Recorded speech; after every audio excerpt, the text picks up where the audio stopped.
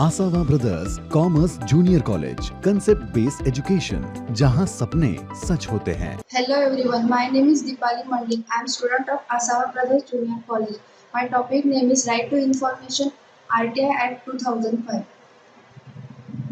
What is RTI Act 2005? RTI Act होता क्या है? ये एक केंद्रीय विधान है, ये पब्लिक की अथॉरिटी द्वारा हमें मिलता है और वो दो मौलिक संविधान से इंश्योर्ड है, जैसे कि article 19 freedom of speech expression, article 21 right to life and liberty, enacted 15 June 2005।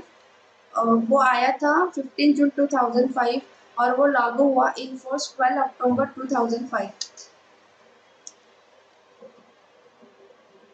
What is information?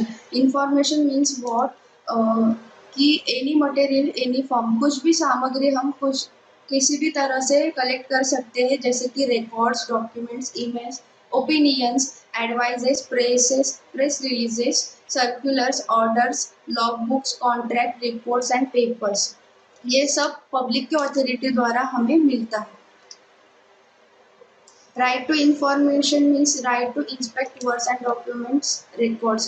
Right to information हमें कलेक्ट करना पड़ता है वर्क, उनके काम, डॉक्यूमेंट्स, मतलब उनके कुछ भी कागज पर और रिकॉर्ड्स जो होते हैं वो हमें कलेक्ट कर उसके notes, extract and certified copies वो रिकॉर्ड करना पड़ता है और वो हम सब कर सकते हैं with the help of print outs, floppies and other electronic modes.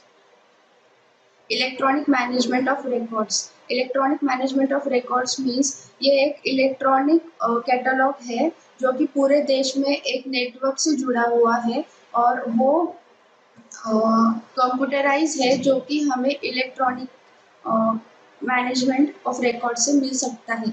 वो हमें एक लिंक शेयर करते हैं और हम उसमें से आरटीआई की कुछ भी इंफॉर्मेशन कलेक्ट कर सकते हैं। Section 4 the spirit of RTI 2005। Spirit of RTI 2005 ये पब्लिक के अथॉरिटी में आता है। हम सरकार की कोई भी जानकारी इस स्पिरिट ऑफ RTI 2005 से ले सकते हैं और with the help of public offices. Exempted information. Exempted information means the गई इंफॉर्मेशन जो कि पब्लिक लार्ज पब्लिक में रहती है, वो अभी तक वारंट नहीं हुई है। कुछ भी इंफॉर्मेशन डेटिंग इवेंट और मैटर, पहले साल में जो भी इंफॉर्मेशन है वो हम कलेक्ट कर सकते हैं, पर अगर वो नहीं दी गई हो तो वो हमें इंफॉर्मेशन कलेक्ट करने के लिए पब्लिक ऑफिस से अपॉइंटमेंट लेनी पड़ती है।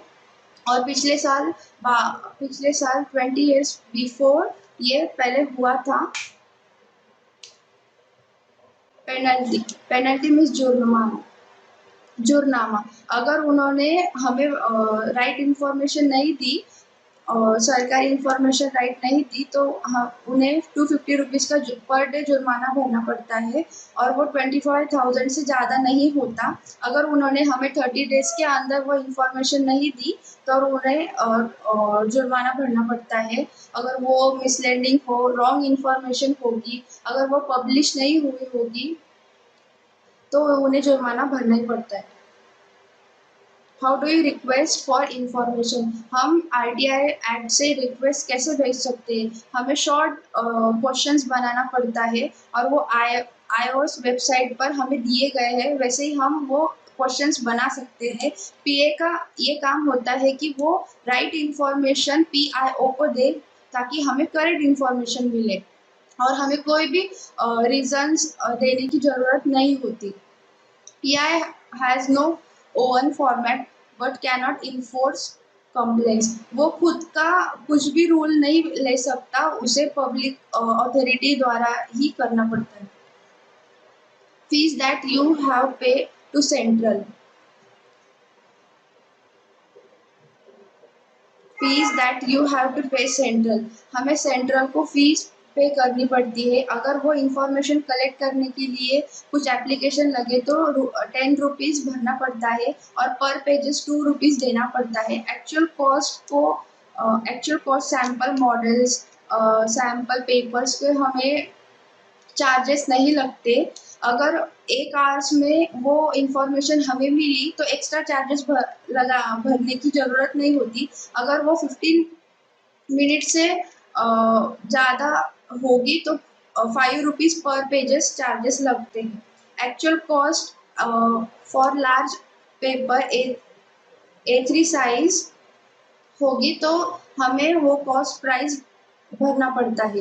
50 rupees for information provided on diskettes. जो भी हमें कंप्यूटराइज इंफॉर्मेशन मिलती है उसके लिए 50 रुपीज़ भरना पड़ता है। Thank you.